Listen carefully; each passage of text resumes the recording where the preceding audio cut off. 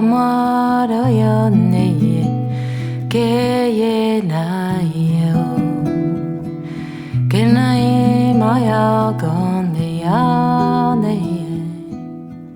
la banque côtière du sud-ouest de Canaan vit un peuple puissant, les Philistins. Ce peuple est organisé en 5 grandes cités, gouvernées par des princes. Il est passé maître dans l'art de la guerre, car il est porté par une haine profonde et ancestrale contre le peuple d'Israël. Parmi eux, dans la cité de Gath, vit leur héros.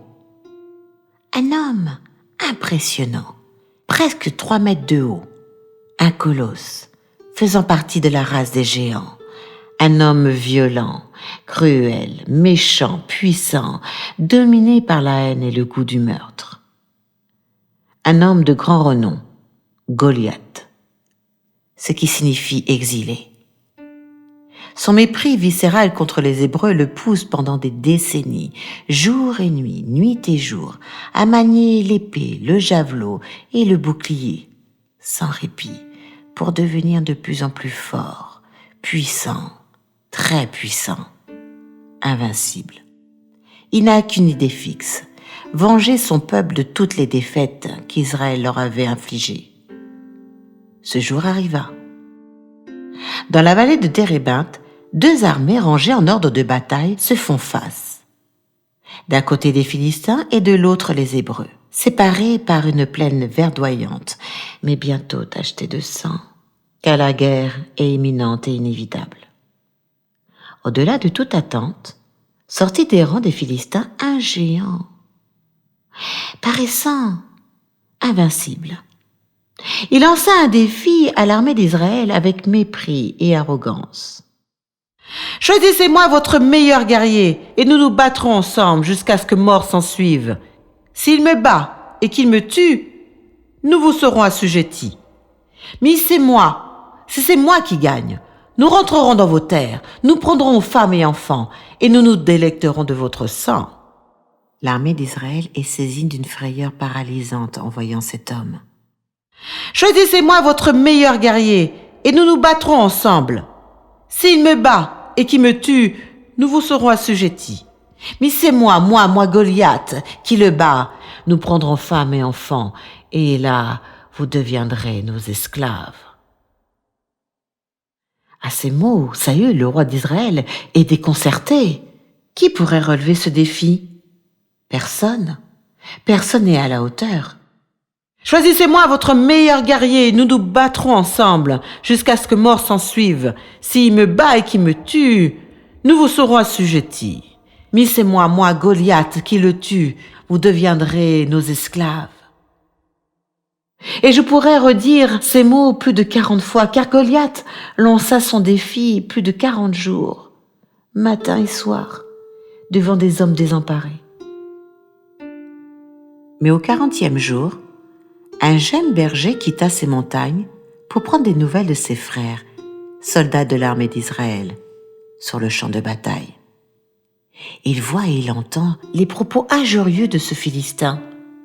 Il sent monter en lui une colère ardente.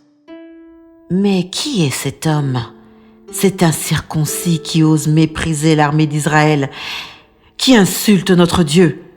Le jeune garçon, plein de confiance et d'assurance, relève le défi. Il sort des rangs et se présente sans crainte devant ce soldat aguerri. Goliath, le voyant, l'insulte et le méprise sans aucune retenue. Mais l'adolescent répond: « Tu viens avec la lance et le javelot, mais moi, je viens contre toi au nom de l'Éternel que tu as insulté. Aujourd'hui même, je te battrai, je te couperai la tête, et tous sauront que c'est ni par l'épée, ni par la lance que je te tuerai, mais c'est au nom de l'Éternel, car la victoire est à notre Dieu. » Et les 2 hommes s'élancèrent. La bataille est engagée. D'un côté, un géant et de l'autre, un enfant. La rencontre va être fracassante. Tout a l'air d'être joué d'avance. C'est alors que le garçon s'élance avec une agilité impressionnante. Il prend une pierre dans sa poche, la met dans sa fronde, la fait tourner au-dessus de sa tête de plus en plus vite, 1 fois, 2 fois, 3 fois, 4 fois, et libère la pierre. Elle se loge au milieu du front de Goliath qui vacille. Un colosse de près de 3 mètres, faisant partie de la race des géants, tombe à terre. Sous le regard ébahi des 2 armées, le jeune berger court vers son adversaire, prend l'épée et lui coupe la tête. Il lève la tête du géant entre ciel et terre, en signe de victoire.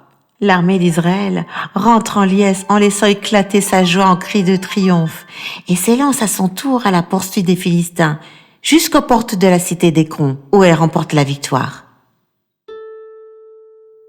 La Bible dit que ce jeune garçon se nommait David.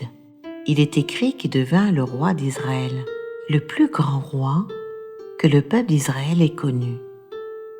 Mais ça, c'est une autre histoire.